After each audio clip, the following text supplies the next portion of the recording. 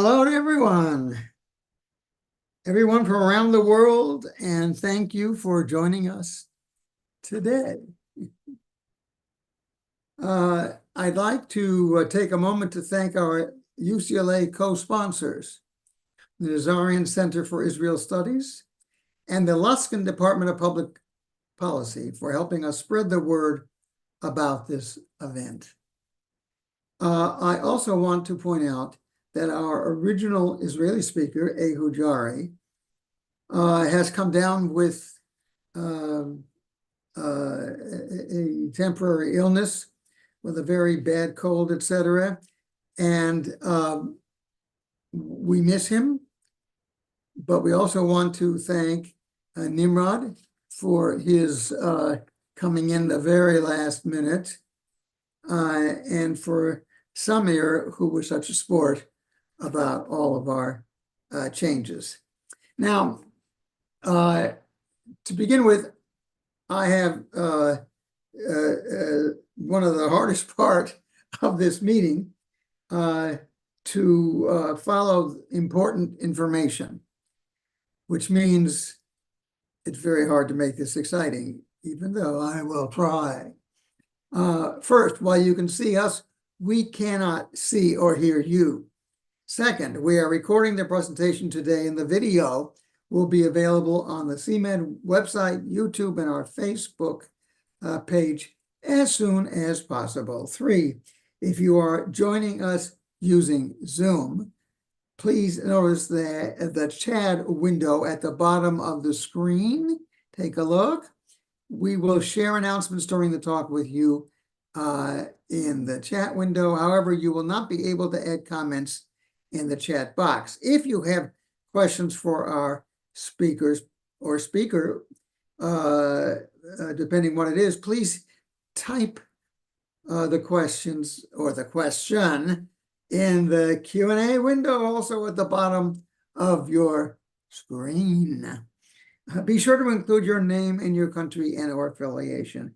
And note that your name, country, and or affiliation will be announced aloud along with your question.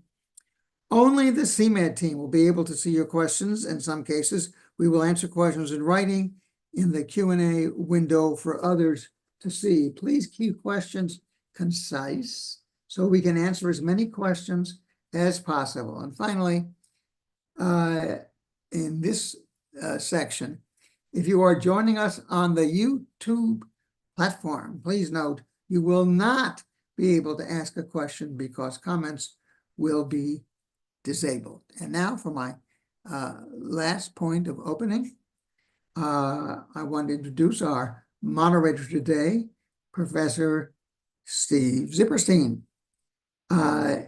He is the newly usually appointed Associate Director of our effort, and he will be working with me with a wide variety of new programs and efforts of the UCLA Center for Middle East Development, which makes it possible whenever we have this kind of addition. I will take a deep breath. Professor Zipperstein is a former U.S. federal prosecutor and the former chief legal officer of Verizon Wireless and BlackBerry Ltd. He's the author of The Legal Case for Palestine, a critical assessment, which is forthcoming from Routledge in this year. I think it's closer than that. Zionism, Palestinian Nationalism and the Law, 1939 to 1948, also Routledge in 2022, and Law and the Arab-Israeli Conflict, the Trials of Palestine, Routledge 2020. And so, ladies and gentlemen, Steve Zipperstein. Thank you so much, Professor Spiegel. Pleasure to be with all of you. Thank you all for joining us for what I promise will be a very interesting webinar with 2 fantastic speakers joining us. Here's what we're going to do. I'm going to introduce both speakers. Then I will ask each of them to speak in the form of opening comments for roughly 7 minutes each. As they are speaking, please be thinking of questions that you would like me to ask them on your behalf. As Professor Spiegel said, please type those questions into the Q&A box at the bottom of your Zoom screen. I want to get as many of your questions in as possible. We'll go for about an hour and a half or so and see where it takes us. So without further ado, let me introduce both speakers. As Steve Spiegel said, very, very privileged to be joined this evening by Dr. Nimrod Novik, who stepped in at the last minute. Thank you so much, Dr. Novik. Dr. Novik is former senior policy advisor to Prime Minister Shimon Peres, special ambassador and advisor to the National Security Council of Israel. He's also a member of a very important organization called Commanders for Israel's Security, an organization of about 550 former IDF generals, as well as Mossad, Shin Bet Police, National Security Council, and Foreign Service equivalents. Dr. Novik also serves as the Israel Fellow of the Israel Policy Forum, a bipartisan American Jewish organization active in Washington, D.C. He has worked as past chair and is the current senior fellow at the Economic Cooperation Foundation, an NGO that launched the Oslo process and has ever since been involved in all phases of the Israeli-Palestinian negotiations. Dr. Novik also has extensive experience in back-channel diplomacy, employing a wide network of security and diplomatic contacts in the region and beyond. We're also very, very honored this afternoon to be joined by Samer Abdulrazak Sinijlawi, who is chairman of the Jerusalem Development Fund and a Fatah political activist from Jerusalem. He is an opponent of Palestinian Authority President Mahmoud Abbas, indicated most notably in a recent article in the New York Times, an op-ed authored by Samer entitled, quote, "Mahmoud Abbas must go." Samer belongs to a young Palestinian leadership generation believing in the need to focus on intensive dialogue and bridge building with Israelis. And to that end, he's invested extensive time in discussions with Israelis from all walks of a political life, left, center, and right. He is the most invited Palestinian to appear on Israeli television and Israeli media. Recently, Channel 13 in Israel interviewed Samer together with former Prime Minister Ehud Barak, with former Defense Minister Boji Ayalon, and with U.S. former envoy Dennis Ross on questions regarding what will happen in Gaza the day after the war. So Samer, I'm going to start with you. The floor is yours for 7 minutes. Thank you so much for being with us, everyone. Please be thinking of your questions. Well, thank you very much, Professor Steve Bernstein, and I have the honor to be here. I would like to thank also Professor Spiegel and the team of the Center for the Middle East Development, USLA, for organizing this event. I will start by briefly introducing myself. I am a mainstream Palestinian political activist. I started my political life very early at the age of 14 as a kid of the Intifada who was throwing stones at that time. Spent 5 years in Israeli jails, and that's where I learned my Hebrew. And I think it was very useful. My Hebrew skills has allowed me to communicate in a very easy way to most of the Israelis that I know. And when I was released, it was Oslo agreement. The doors were open when I was out for more communication with the Israeli side. I was elected as the International Secretary for Fatah Youth, and there we started talking to the Labor Youth, the party of the late Prime Minister Yitzhak Rabin. 96, when there was a change in power, we continued talking to the Likud youth. And I continued this habit until today. So investing around 33 years of my life into talking to the Israelis, I think it was the best investment that I have done in my life. And it is a learning curve. It allows you to start understanding the conflict from the eyes of the other side. And taking this experience is very important to start trying to find ways out of this conflict. And I believe it applies also to the other side. When Israelis start looking at this conflict from the eyes of Palestinians, it will help a lot understanding better this conflict. I believe that any political road that might lead to a political horizons for us as Palestinians will not pass through Washington, D.C., or London, or Paris, or Berlin, or Cairo. It passes only through Tel Aviv. We Palestinians, we will be capable and able to find out a way that will lead to a progress politically, open political horizons, only when we are able to touch the minds and the hearts of the Israelis. I discovered through this long process of talking to the other side that we are not necessarily the problem to each other. I think we are certainly the solution to each other. If we look deep into the roots of this conflict, we can see that if we don't discuss the solid issues of the conflict, we always focus on this conflict by discussing borders, Jerusalem, refugees, security issues. If we go and look at the non-solid issues of this conflict, in particular, for example, the narratives. As far as we have two narratives that are fighting each other, it will be very difficult for Palestinians and Israelis to find out a way. But if we look at both narratives, I think with minor modifications on the two narratives, we can have a joint narrative for both Israelis and Palestinians. And that's where we will be able to find easy solutions to the solid issues. For us as Palestinians, we need to be confident in announcing that Jews have historical rights in Palestine, or you can call it Israel if you wish, the whole land, Hebron, Nablus, Tel Aviv. But we need to remind the Israelis that they have never been alone here. There was always others, and these others are us. If we had this common history together, we should be able to find a common future together.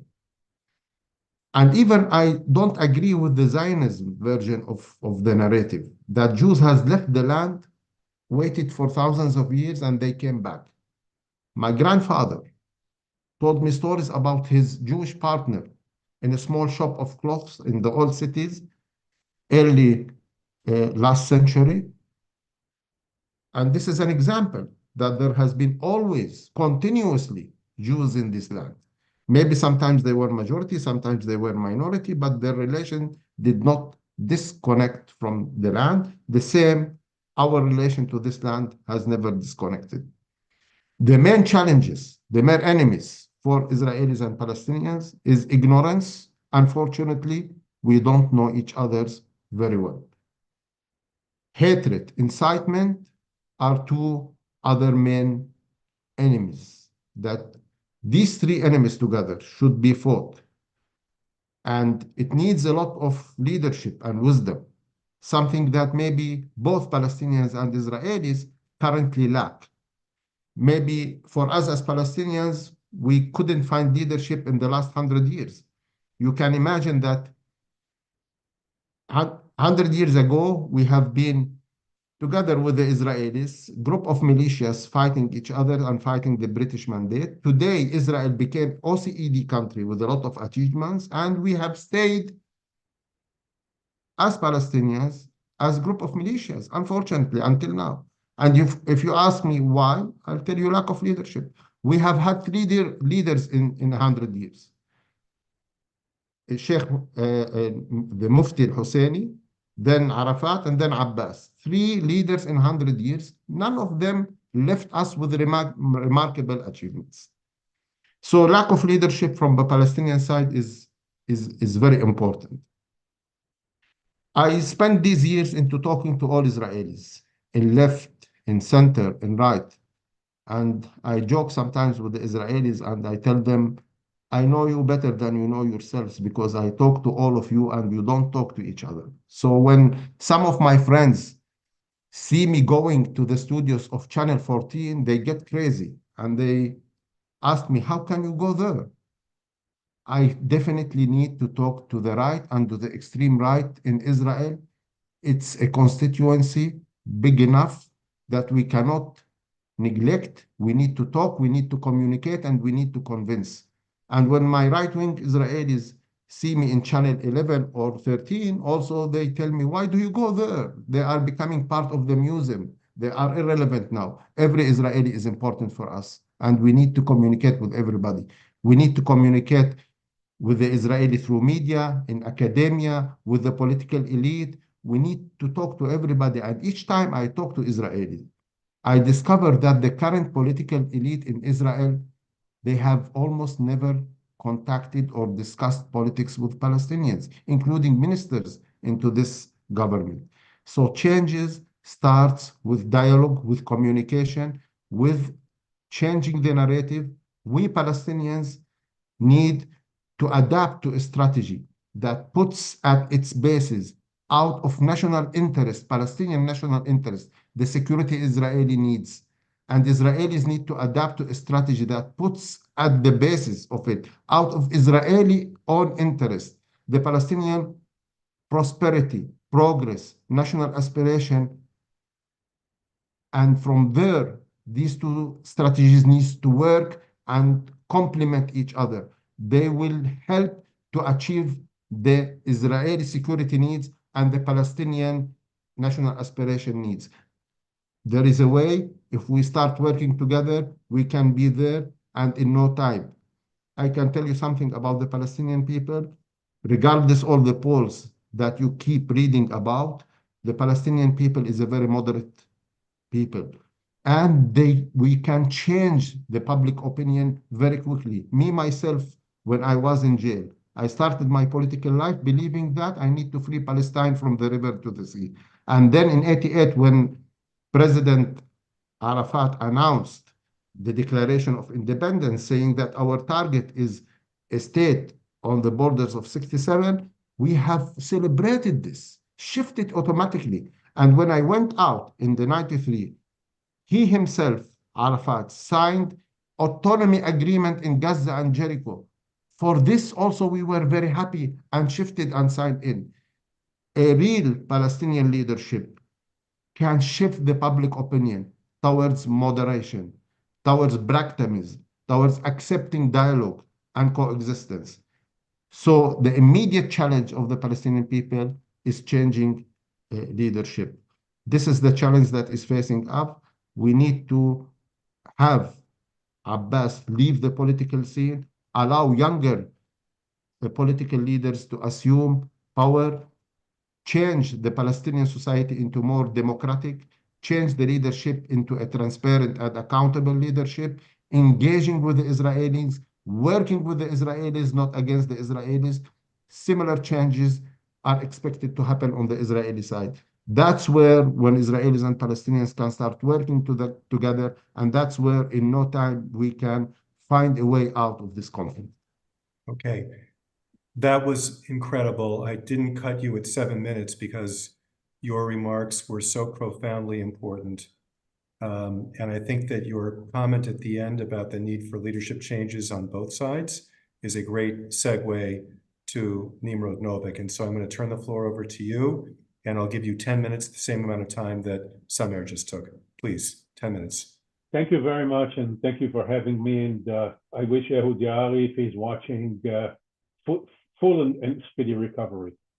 I feel almost uncomfortable shifting from the compelling vision that Samer presented, which I share wholeheartedly, to the harsh reality of where we are at the moment before we have the two respective changes of leadership that he and I aspire to see. And I'd like to start with a comment to the audience from 30 different parts of the globe that are with us now by saying that there is a basic disconnect between what you see and what you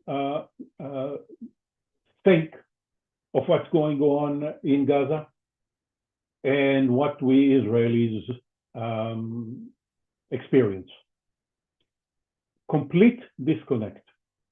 I will not describe what you see and what you think you know better than I, but I will describe very briefly what's going on in Israel. Here, we are not on the day 202 from October 7th. We are mentally in October 8th. We're not in a post-traumatic, what's the term for it, syndrome. We are still in the trauma itself. This is a result of the fact that 133 of our citizens are still in the tunnels in Gaza. This is because we, on a daily basis, almost hourly basis, are exposed to the stories of the victims of Hamas brutality of October 7th, the heroism of individuals who came to the rescue, the trauma from the failure of the Israeli Defense Forces to anticipate and address the assault, and the far more profound failure of our political leadership, whose wrong strategy of over a decade of strengthening Hamas in Gaza and weakening the Palestinian Authority on the West Bank has brought us to this point. And today, when we are in month 7 of the war, that most Israelis is not anticipated will last more than weeks. We look around and none of the objectives set for it have been fully accomplished. The IDF has performed as well as any army worldwide under circumstances that are unprecedented. People compare it to what the US forces faced in certain places in Iraq and Afghanistan, but even the American generals who were there confess that this is far more complicated and challenging given the circumstances in Gaza. So the IDF can perform as well as any army, but as the saying in the Navy goes, if you don't know where you're going, no wind will get you there. And the government, and here is almost a mirror image of what Summer was talking about the Palestinian side. The government not only failed us prior to October 7th, and not only failed the victims since October 7th, has failed to articulate serious objectives for the war.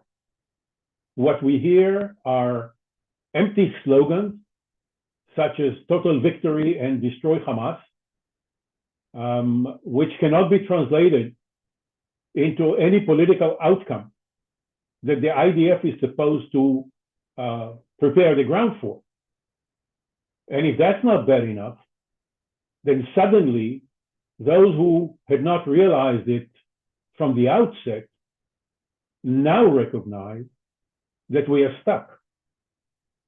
We are stuck in Gaza, and we are facing a stark choice between two options. And you know, sometimes a cliche is not an empty simplification of reality, but truth.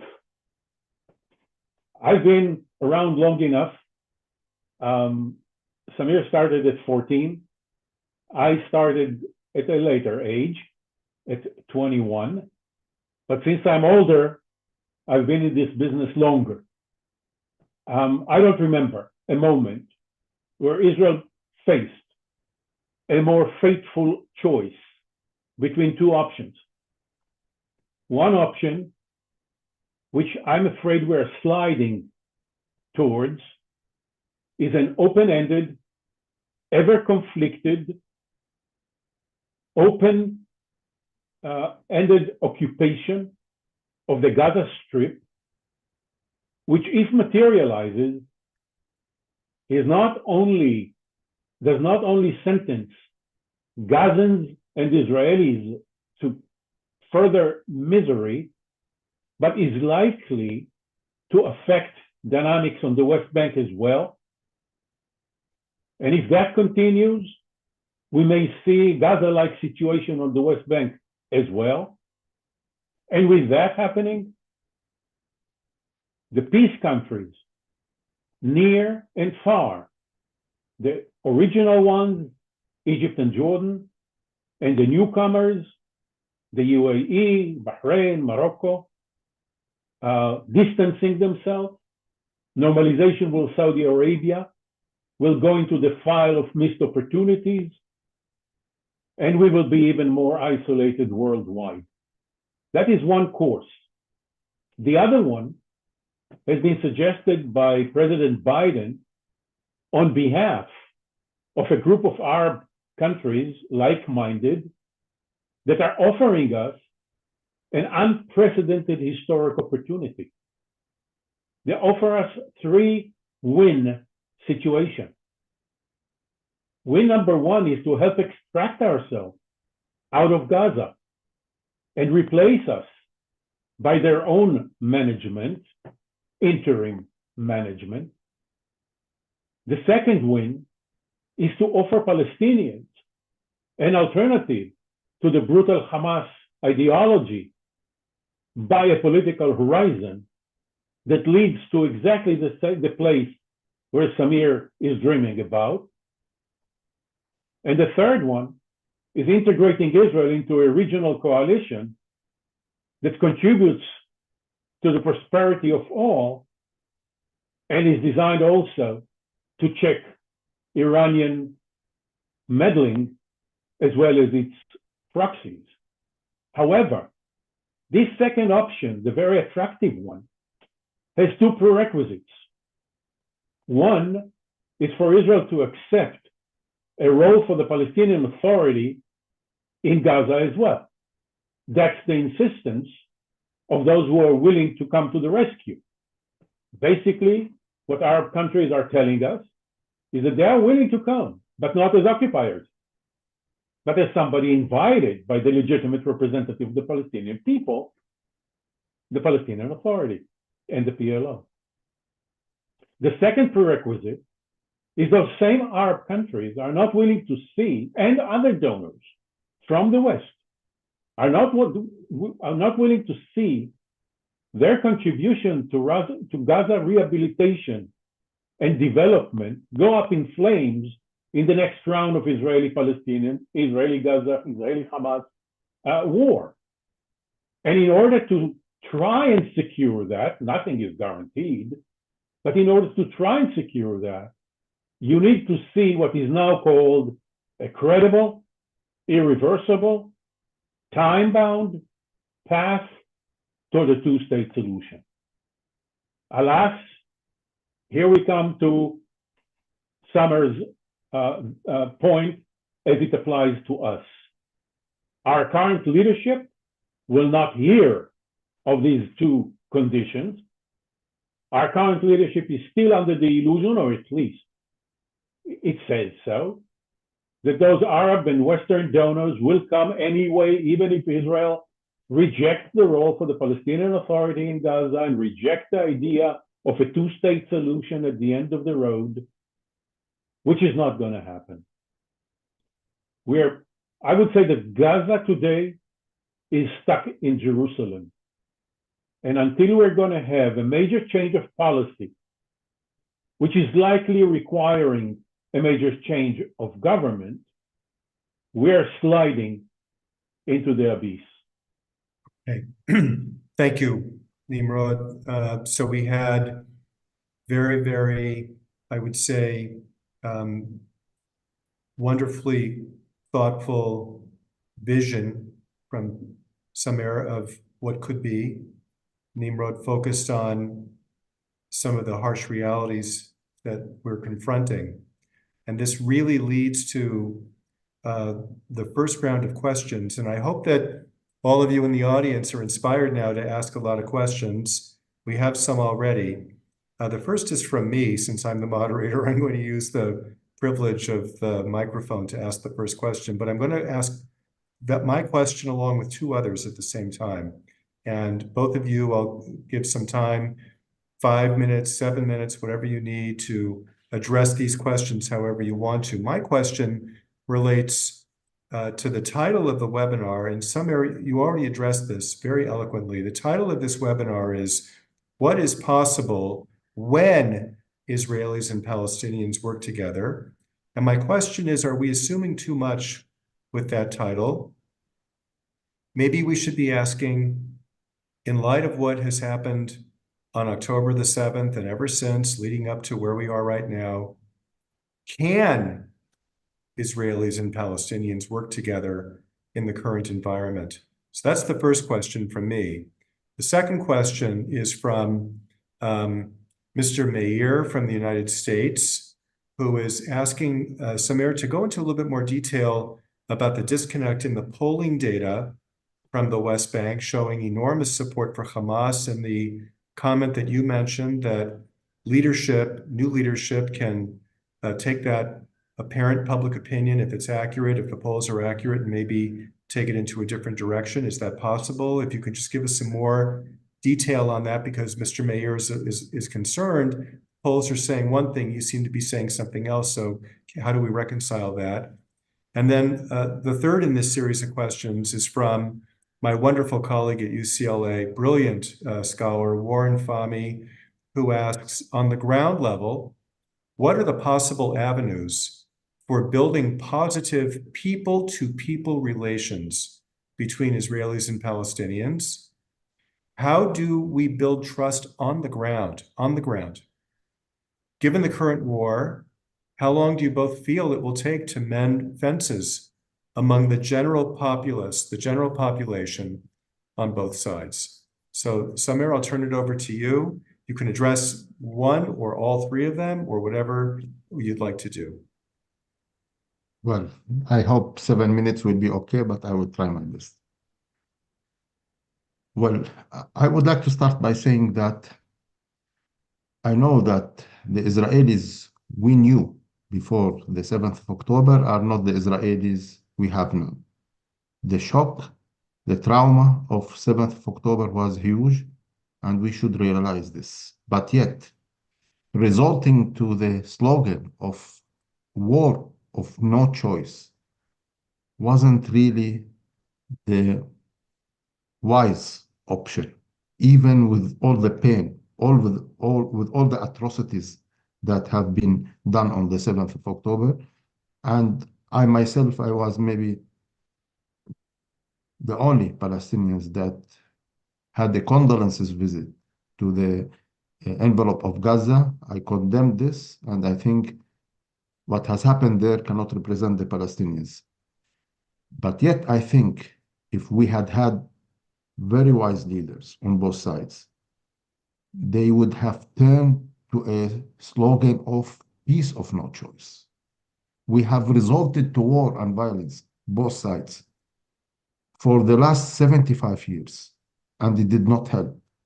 We've tried once the Oslo Agreement, and it did not succeed, and we gave up.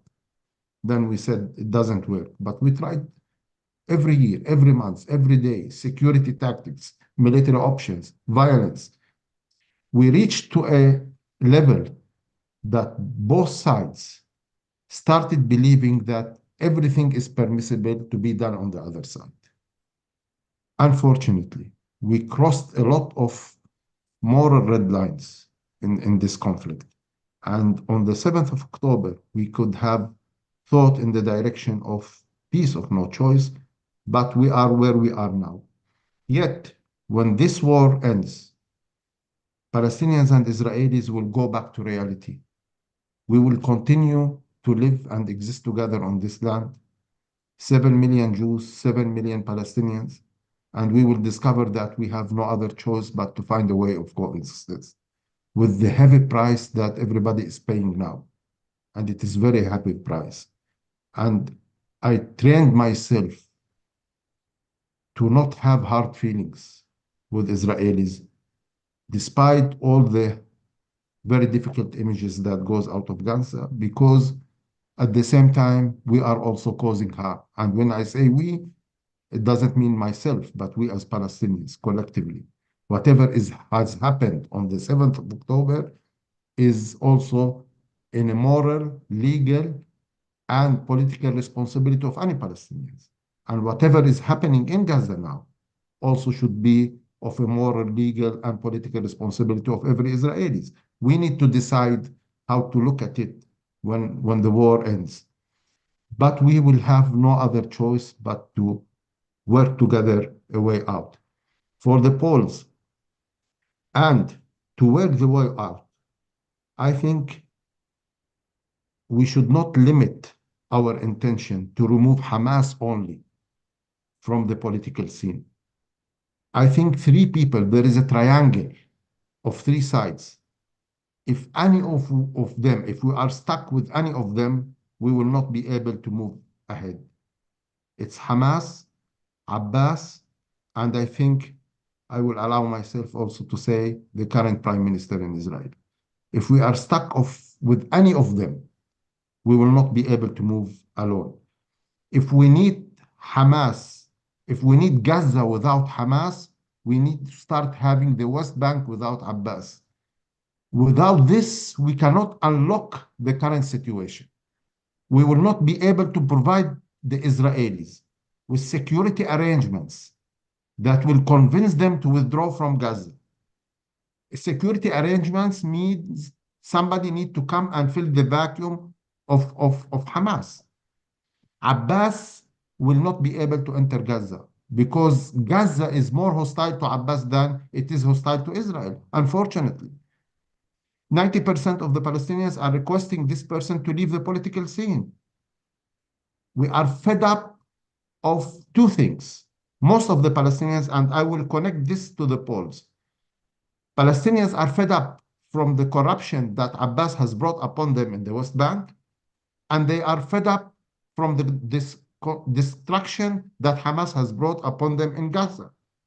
Most of the Palestinians would like to see a way where a Palestinian leadership will provide them with a path of construction, of hope. Currently, every Palestinian wakes up in the morning and he's confident that today will be worse than yesterday.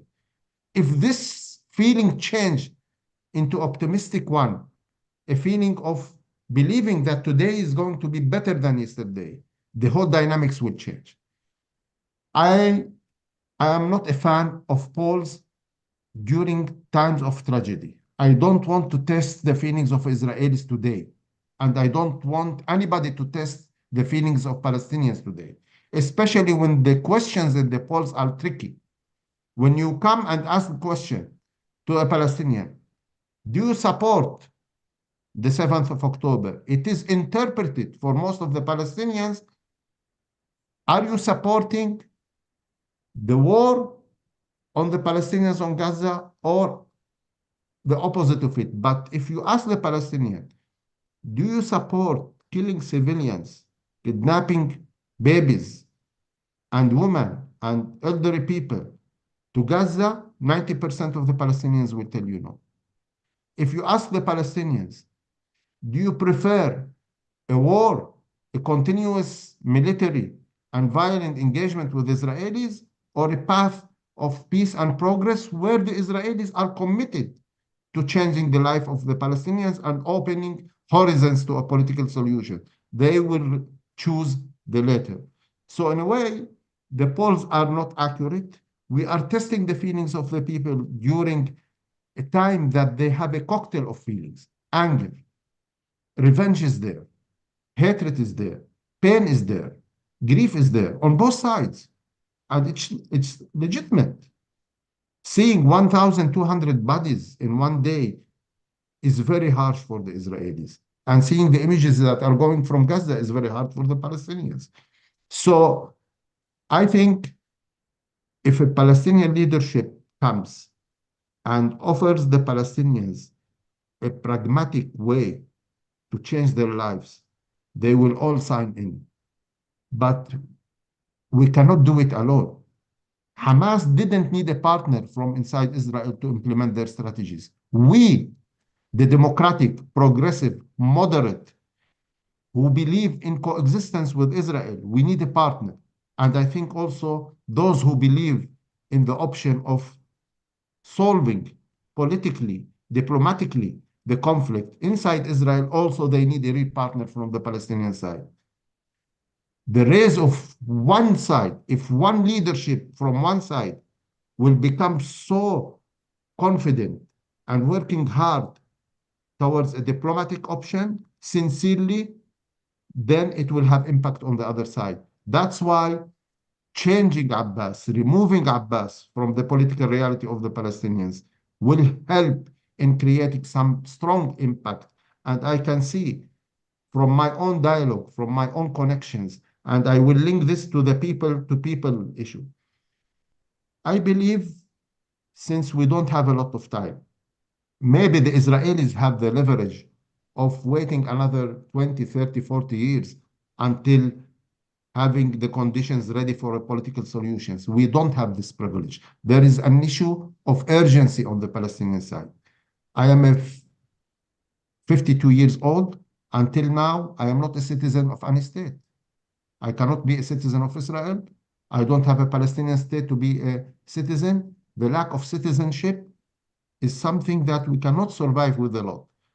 So I believe that a reconciliation process, trust building process should be implemented top bottom. We should now create immediately ties and connections between the future political elite in Palestine, the shadow leadership, and the future political elite in Israel, or the current ones. I think we are able to work with any leader that might replace Netanyahu, whether it is Yair Lapid, Gantz, Eisenkot, Bennett, Yossi Cohen, you name it, left, center, right. We know these people. We are able to work with them. We are capable to work with them. We need to create more bridges between the elites and then take this process down. The reconciliation, the trust should be built up and we take it down. And I think both Israelis and Palestinians will sign into this process. If we start dealing with two important issues. First, we need to revise our education systems on both sides. We need to eliminate all kinds of incitement and hatred. Maybe we have this problem more obvious on the Palestinian side, less obvious in the Israeli side, but it exists on both sides. Maybe it is in the textbook on the Palestinian side, but it is on the climate, on the discussion of the classrooms in the Israeli side. And then the media. We should change the media. The media now in Israel and Palestine only talks about the bad issues of the other side. We should start talking about the good issues on the other side. With these tools, we will be able to change the public opinion very quickly. Okay, wow. Again, thank you. Brilliant analysis. A lot for us to think about. I'm seeing some more questions come in. And Nimrod, before I turn it to you, I hope you don't mind, but I'm going to add one question that just came in that is quite interesting. And I think that it is directed more at you, although Samer, feel free on your next round to address this as well. This is from Anne Seror in Canada. And she's asking, or she writes the following: the dream of working together seems impossible under the profoundly self-serving leadership of the current Israeli government. And Anne is asking, why is Netanyahu still in office? Why do Israelis who disapprove of him take no decisive action to remove him? So I'll add that to the first three questions. Nimrod, the floor is yours. Thank you very much.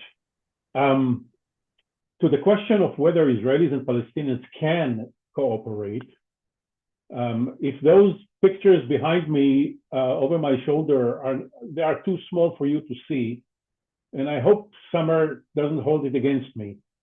These are pictures of Abu Mazen and Mohammed Dahlan and Hassan Asfour and Saib Arakat, God bless his soul, at dinner in my home.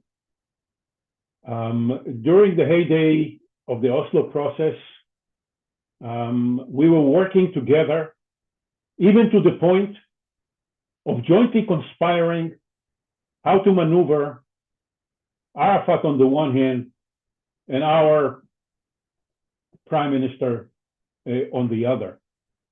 I believe that the Palestinian leadership of the time was quite different from the one that Summer would like to see gone today, because I think that Abu Mazen himself has underwent drastic changes over the decades.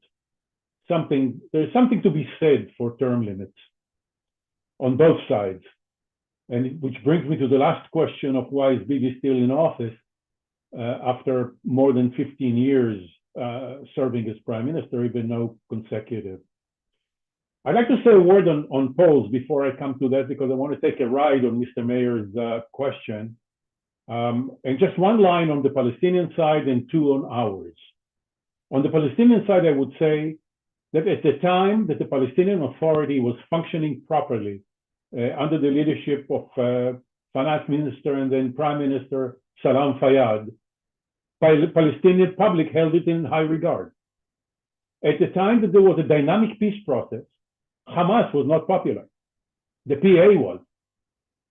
When you take the two together, and both are gone, proper governance is gone, and peace process is gone, it's no wonder that Palestinians vote or express themselves in support of whoever fights against the occupation. Conveniently, they deny the atrocities that happened. And I see that as a positive point. They don't identify with the atrocities, but they like the idea that somebody is trying to do something about the occupation. We're not going to forget the atrocities, but politically, analytically speaking, that's an interesting point.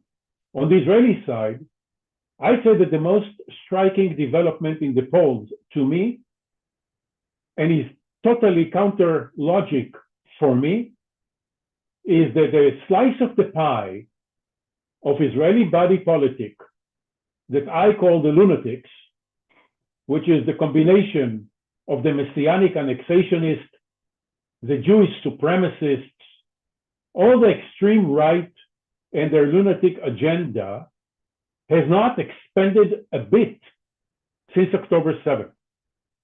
I must confess that I had expected a completely different picture, with Israelis en masse sliding in the direction of forget it, let's annex it, let's expel them, let's do an ethnic cleansing, which is the agenda of the extreme right. It has not gained 1% in the polls as compared to October 6th. What did happen to the pragmatists, those who supported either two-state solution or the slower approach, which is commonly called separation, gradual separation? They did not move to the other side of the annexationists. They moved to the don't know, which also makes a lot of sense. When you are frightened, when you are angry, when you feel betrayed by your own government, when you're confused, you still don't lose the basic foundation of your realization that these two peoples one day will have to separate, lest we bleed each other until we do come to our senses. As to cooperation, look, I'm prejudiced. Having served for about a decade in the Prime Minister's office and having walked those corridors since, I believe more in leadership as triggering a change than bottom up. I may be wrong. It may be my personal predisposition, bias, but I look back, just like Simmer mentioned the change in Palestinian public opinion overnight, when leadership changed position from one state to the river to the sea to two-state solution. Same happened here. 2 weeks before President Sadat arrived in Jerusalem, the majority of Israelis were opposed vehemently to giving up the Sinai in return for a peace treaty. 2 weeks later, it was a flip side of that. Majority supported a deal with Egypt. So yeah, the West Bank is different than Egypt, and everything is different, and yet so much is the same in terms of human nature. As to Netanyahu, well, on the one hand, I'm proud of our democratic system, that we do not, except for once, tragically for Samer and for me and for all of us, when our prime minister was replaced by a bullet rather than the ballot, Yitzhak Rabin. Other than that, we do that in a democratic way. I believe that the forces of change are there, that the process may take a little longer than we wish, but the scenarios by which this government is gone and this prime minister ends his last tenure, there are about half a dozen scenarios of how it might come about.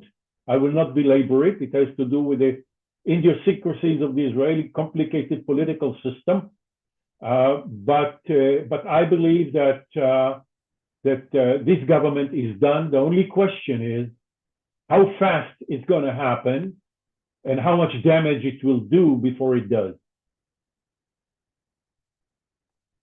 Okay, very interesting ending comment from Nimrod. We hope this government does not inflict irreparable damage.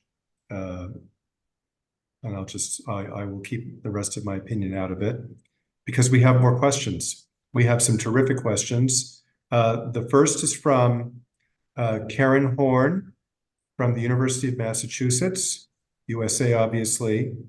And she would like to hear from both of you. There's an organization called A Land for All, which is putting forth the notion of two states, but sharing the land, sharing sovereignty, sharing Jerusalem, kind of a shared concept. And in the prior years, we had proponents of this. We had the minority plan from UNSCOP, and we had in the 1920s the Brit Shalom, Kalabiarsky, and we had other similar proponents of this kind of notion from the 1920s, 1930s, and 1940s. Judah Magnus proposed this in his testimony to the Anglo-American Committee in 1946, for example. So wondering what you think about that. And then we have a question about the Israeli economy, which I would ask both of you to address. And this is from Nancy Kaplan, who lives in Michigan, USA. And she indicates that the Israeli economy is in not such great shape right now. We've had downgrades from the credit rating agencies and so forth. And she's taking an interesting angle here. She's asking if the current government doesn't take steps to improve the economy, and it doesn't seem like they are, she says, what if Histadrut gets involved at the behest of the protesters who are coming to Kaplan every Saturday night? Might this have an impact on bringing down the coalition, or perhaps convincing enough Likud ministers to defect? So I will ask both of you to think about that. I have one additional question from myself, Samer talked about Oslo. Nimrod talked about Oslo. I went back and reread the Accords recently in connection with the different project I'm working on. And I was just so struck by the exchange of letters between Rabin and Arafat, 9 September 1993, the Declaration of Principles 4 days later, the interim agreement in 1995. Samer mentioned the Gaza-Jericho agreement, the Mahmoud Abbas was the chief negotiator, at least for the DOP. He wrote a book about it. He talked in the book in 1997 about how intensively both sides negotiated. And yet we're sitting here, unfortunately, 31 years later, declaring the Oslo Accords a dead letter, even though neither side has formally revoked or rescinded. And so what lessons do we take from Oslo? What lessons do we take from Oslo as we think about the future possibilities of Israelis and Palestinians working together? So that's our next round of questions. Samer, back to you. Take as long as you'd like to answer one or more of the questions, and then Nimrod, I'll come back to you. Maybe we'll have time for one more round. We'll see how it goes. Samer, over to you, please.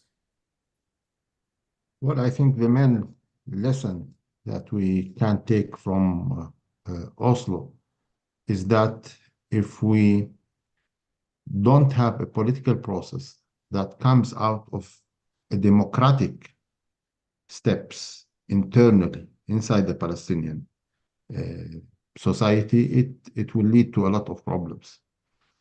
And this brings us to the question that I couldn't answer at the first round of questions. Why is still Netanyahu there? For me, Netanyahu and Abbas are direct reasons that led us to the 7th of October. For Abbas canceling the elections, the Palestinian general elections in 2021, he has prevented a democratic change of leadership. Had we had the elections of 2021, we could have a different kind of leadership, a different kind of regimes governing the West Bank and Gaza. And this could have been enough to prevent the 7th of October. Without the poison money from Qatar that Netanyahu allowed to go smoothly to Hamas, we could have prevented the 7th of October. Both of them are directly involved on the thousands of lives that we have lost on both sides of the borders of Gaza. And we breathed some fresh air when President Biden in November has emphasized the importance of revitalizing the PA.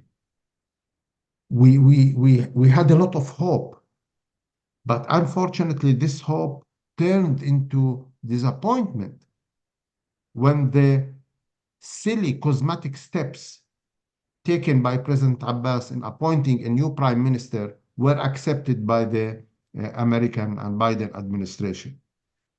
I would like here to give two metaphorical images on how I see the situation. Why Abbas is the most important issue now for us as Palestinians, and why the step of changing a prime minister with another, he fired Muhammad and appointed another Muhammad.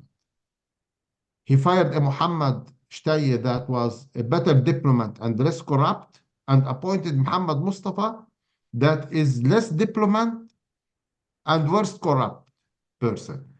Even he does not live physically in the West Bank. Muhammad Mustafa lives with his family in Jordan. He comes Sunday morning and leaves Thursday afternoon. Physically, he does not live here. It's like you have a very beautiful woman that was hit by a car. She's bleeding in the street.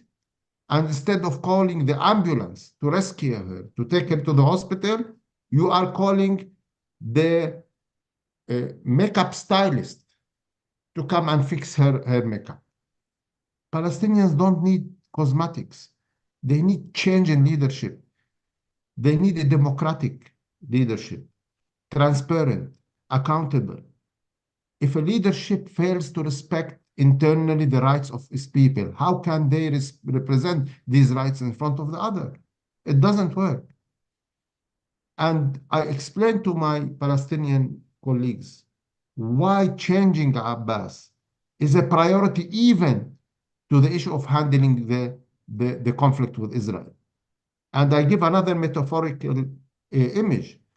If somebody that has a problem with you comes and put your own house on fire, and your own family, your kids are trapped in the fire inside your home, and you bring a pipe of water and try to put down the fire, and then your own father comes and closes the water, who is your real challenge and enemy at that moment? It's not the one who burned your house. It's your own father that is preventing the water that can save your family. That's what Abbas is doing. He's blocking all the roads, and this is leaving us in the continuous circle of uncertainty. So we don't have, unfortunately, the same tools that the Israelis have. If the Histadrut decides to strike, and they have done it March 2023, after the firing of Gallant, Netanyahu bent. He couldn't resist it. We don't have these tools. Abbas is controlling everything. And unfortunately, currently, he's so much protected by the security services in Israel and the CIA in the USA. Both believe mistakenly that he is the pillar for the security stability in the West Bank. And I wonder, where is the security stability in the West Bank? He hardly controls the center of three cities, Ramallah, Bethlehem, and Jericho. Nothing else. He's a ticking bomb situation. He's not a pillar of any security. And the only way to have this change is to convince the whole international community, especially the American administration and the Israeli security apparatus, that he is not an asset, he's a burden, and they should allow a change. I did want to ask, though, Samer, did you want to address the first question about a land for all, or would you rather, if you could just talk about that for a minute or two, and then I'll turn it over to Nimrod, please. Okay. Well, first I would like to comment on the pictures that Nimrod has in his house. I think I discovered now that we have common friends like Mohammed Dahlan. Mohammed Dahlan is an amazing Palestinian leader. I think he's the one that now everybody is expecting to do the change on the Palestinian side. And I think he is also a one that can reconnect all the dots, especially if we are the only way to be able to find a way out for the Israeli army from Gaza is to bring the Saudis and try to talk about very concrete security regional arrangements where Arabs are responsible and guaranteeing any kind of healthy and friendly relation between the new Gaza and Israel. We don't need only to revitalize the PA, we need to revitalize the Fatah. We need to revitalize the Palestinian and the Palestinian society. This is the way that we can achieve the change that we are looking for. For the land for all, I know about this initiatives. For me, I think Palestinians are open to any kind of solution. Land for all, one state, two states, 20 states. We leave this for the Israelis. Let the Israelis negotiate among themselves which path they prefer. For us, we don't want the current situation of a two-floor state to continue. one floor for a noble floor for the masters, and the other floor is for the servants.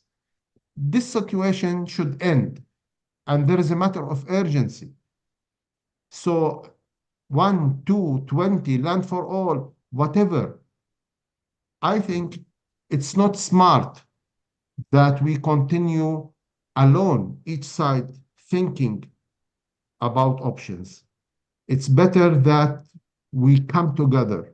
The political elites should come together in one room and start discussing what can be the choices that can have 51% of Palestinians and Israelis supported. It's very complicated. We might not be able now to have a situation where most of Israelis will welcome.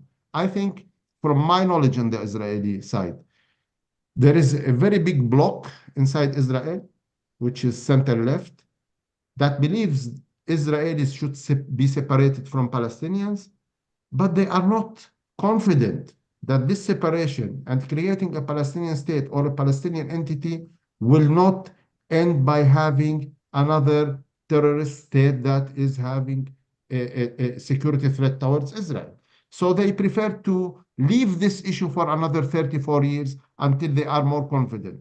The other bloc, which is center-right, or a little bit more to the right, would prefer to forget about Gaza and annex the West Bank, or most of the West Bank. But they are not confident that the Americans will support it now. So they prefer to postpone this another 30, 40 years. I'm not sure what can be acceptable to the Israelis now. But I am sure that if we start working together, we will be able to find a way that will satisfy both Israelis and Palestinians. And there are plenty of ways. Without going into the details, the political will and the political atmosphere, the climate, we need to create the climate that allows the Palestinians and Israelis to accept some kind of arrangements. We are lacking this. It needs leadership. This is the first step that we should achieve, creating the political elite on both sides that are willing to put an end to this conflict. Thank you. And thanks for addressing that. Nimrod, over to you. We have about 20 minutes left. We do have a few more questions that came in. So if you could go for maybe no more than 10 minutes, then I'll quickly cover those last couple of questions, give each of you 5 minutes to cover that, and then we'll come to the end. So Nimrod, the floor is yours. Thanks. In the order of their presentation, to Karen's question regarding land for all. I'm in favor of any formula that will be accepted by the two peoples, but I don't believe, and a second qualifier, no agreement between Israelis and Palestinians will trigger a strict separation, cutting off all communication, contact, interaction between the two people. That's just not going to happen. It's not realistic in terms of human relations, as well as in terms of infrastructure, environment, water, what have you. Assuming we get to the point that we have a two-state solution, the two states will have a rich web of cooperation. However, I do believe that it is far more realistic to expect Israelis to endorse at the outset a very clear division of the land, what Ehud Barak used to call, we are here, they are there, because of the very reasons that Samer mentioned, which is fear and concerns and uncertainty about the future. So the combination of robust security arrangements, to which the Palestinians have long agreed, with the clear boundary and border regime between the two countries, I think will be something that Israelis will insist upon in order to support the concept. To Nancy, you almost read my mind. Yeah, one of the scenarios that I did not spell out is indeed that the moment comes when Israelis internalize that the purposeful phase of the war is over, and we are stuck in an open-ended attrition war. And that will be the moment that Israelis will be less reluctant to go to the street. Today, there is still a reluctance. Our children are fighting in Gaza and in the north. It's not legitimate, and therefore the protest is substantial, but nothing close to what we saw last year when we had an explosion of pro-democracy energy in protecting our democratic institutions against the government assault. I assume that the cumulative anger, sense of betrayal, and the conviction that those responsible must go will bring about a similar explosion of democratic energy in the streets. And I think that the Histadrut will join, and that will bring the economy to a halt, and no government will be able to sustain, and early elections will be called for. That's probably the most likely scenario, even though there are others as well. And now to Steve's question about the lessons of Oslo. I would say that my primary lessons, and you know, Oslo was launched by the NGO that you mentioned that I've been the chairman and now senior associate at ECF, under the leadership of Yossi Beilin at the time and still.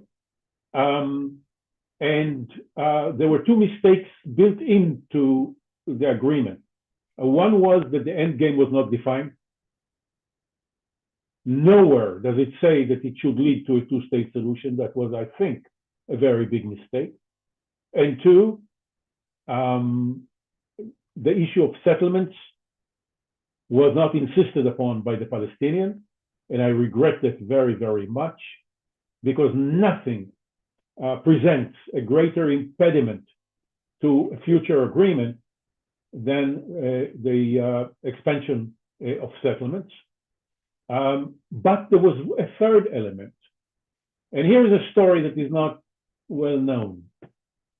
Shortly after Oslo, when we saw that there was no reaction of the kind that we feared, that streets will go up in fire and that the country will just go crazy. I mean, how dare you recognize the PLO, that bunch of terrorists and so on. And we saw that it didn't happen. Yeah, there was some protest, but it was really contained and limited and legitimate. We went to the prime minister, to Rabin, and we said, why don't you, Yossi Beilin went to him and said, why don't you give me a mandate to negotiate a framework for permanent agreement now, not in 5 years from now, but now let's exploit the effect of hope for the majority and shock for the extreme minority, and let's take it all the way. And Rabin was not willing to do it. Now, as we did, as Yossi did with Oslo, so he did with permanent status. Without permission and without authority, he started a negotiation of a framework agreement for permanent status. I was privileged to be on the team that negotiated. Abu Mazen was on the other side, of course, like in Oslo, and Yossi on our side. Small team negotiated, and we reached a framework agreement. The framework agreement, now known as the Beilin Abu Mazen document or whatever, footnote to history for one small tragedy. Yossi was supposed to present it to Yitzhak Rabin on the Sunday after the Saturday where he was assassinated. Yeah. What if? Yeah. Yeah. Okay, we have a really interesting question. All the questions are great, by the way, and I want to thank the audience profoundly for your wonderful and thoughtful questions. Here is a question from Mohammed Shmaisani from Jordan. This is very interesting. He's asking both of you, what advice would both of you give to regional countries and even to the superpowers in the world who want to be part of the solution rather than the problem? What advice would you give them? What do you need from them? What can they do to help both of you? And we have a few other questions that are also very important, but for lack of time, I think we'll defer those questions. I think Mr. Shmaisani's question is so important. I'd like to just put that as the last one to both of you. 5 minutes each, please, and then we'll hand over to Professor Spiegel to wrap up. And let me start, Samar, with you, and then Nimrod will, or Nimrod, would you like to go first? Go ahead. Then we'll. Yeah, I'm eager. I'm eager to respond to General Shmaisani's question, and good to hear from you, General. And I'll be very specific. I think General Shmaisani was looking for something broader, but I'm going to be very specific. I think Israelis are not aware of the fact that the reason that the offer of the region under the leadership of President Biden, of those 3 wins that I mentioned at the outset, for Israel, a way out of Gaza, a change of dynamics on the West Bank and with the Palestinians overall, and regional integration, that all of them stand on 2 legs, which is yes to a rejuvenated Palestinian Authority running both Gaza and the West Bank, and a political horizon leading to a 2-state solution. Israelis don't know that the composition of their current government is depriving them of this historic opportunity. What I would like to see from the region and Washington is the closest equivalent to a Sadat moment. We cannot have again a Sadat moment when the president of Egypt shows up in Jerusalem and turns Israeli positions 180 degrees overnight by his persona, by his gesture, and by his message. But we can do something that is close to that, where President Biden and the Saudi crown prince known as MBS, and maybe the Emirati leader MBZ, and maybe the King of Morocco, and maybe the King of Jordan, and maybe the President of Egypt, jointly or separately, find a way to convey the message directly to the Israeli public over the head of the Israeli leadership, spelling out the options, not dictating anything, telling Israelis, look, you're all grown-ups, it's your call. If you like Gaza, enjoy.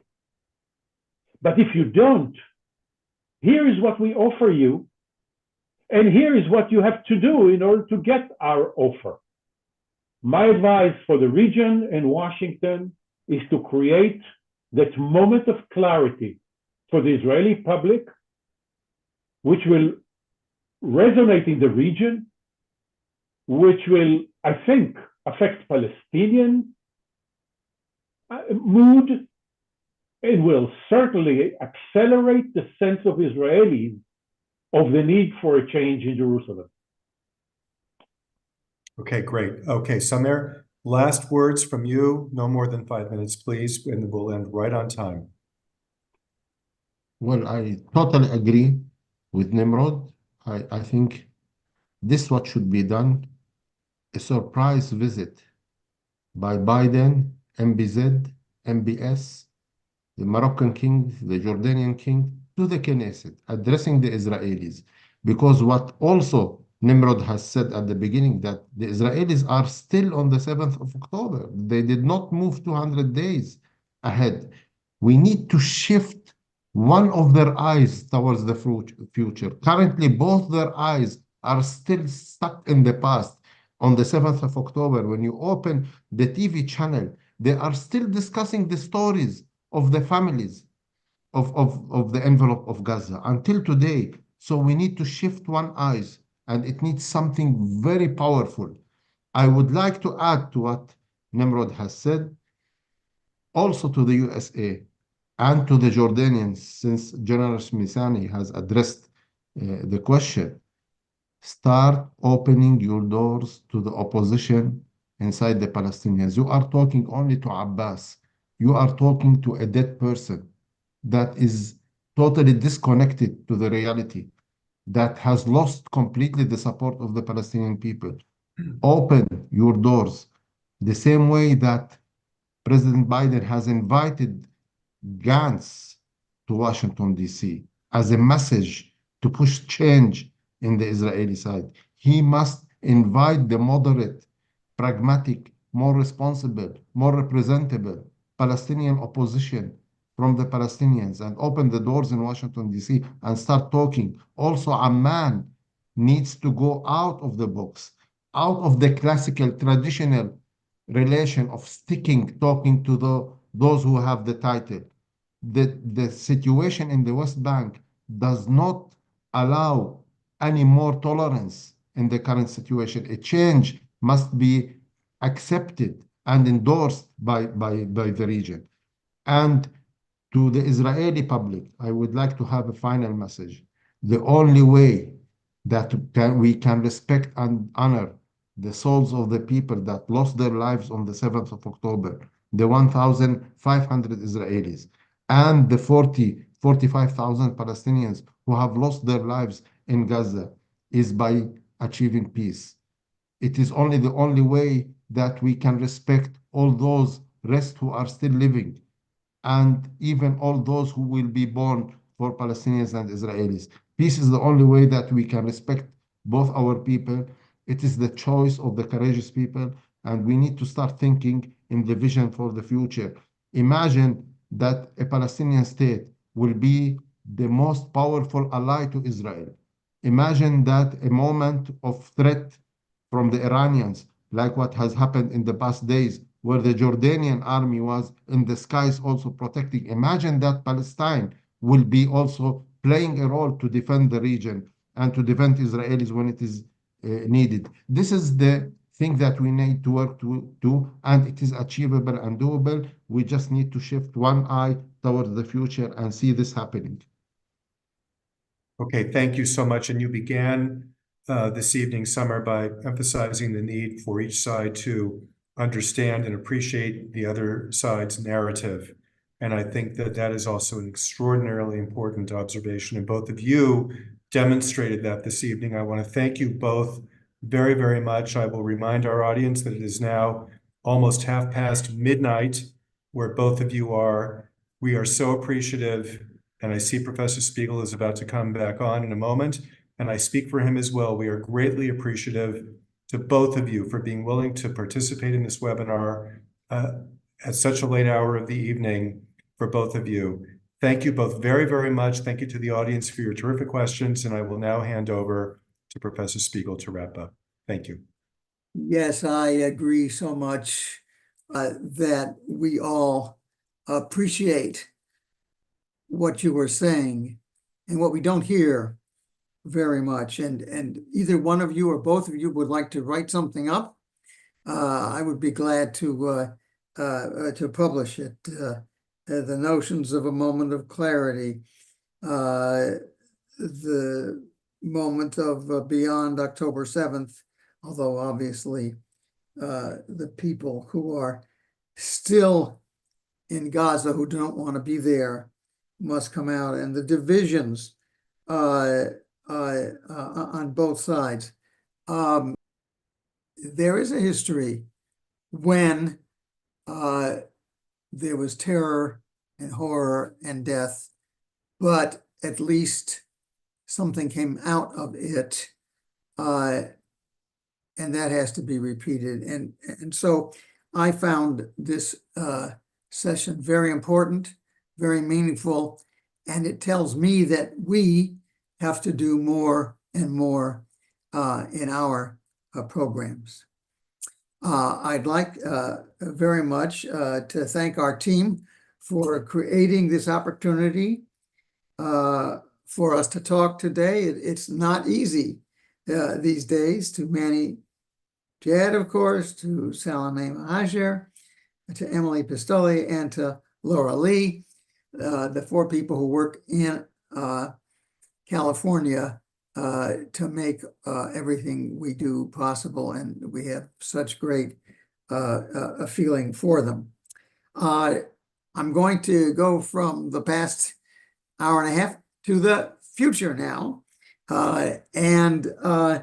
CMED has quite a bit to offer in the next few weeks. We hope you will return for these vital elements shared on the screen, and we have even more than I'm going to be able to talk now. But let me talk about next week, May 1st, Women in Conflict, Voices, Resilience, and Solutions will be our discussion. Our panel of experts from Israel, Palestine, Sudan, and Syria will share the stories of women impacted by conflict in the MENA region, providing insight into the diverse roles they play, from frontline activism to behind-the-scenes peacemaking. Sounds quite intriguing to me, and I look forward to hearing it. And on Thursday, May 16th, Sudan, the lesser-known war, which is not getting the kind of attention it should. We are trying to change that. Join us to learn the latest on the state of the year-long war in Sudan, the country's humanitarian situation, and the international community's efforts to stop it. And obviously not enough. If you have not already joined our mailing list, please add your name. The link is on the screen. Or send a message to us at CMED, you see it there, at international.ucla.edu. Let me say that again because I don't see it, but that's maybe my fault. CMED, CMED, at international.ucla.edu. So we hope to see you soon as we move on, and encouraged by today's discussion, move on as faster and with more efforts than ever. So let me say in conclusion, bye for now.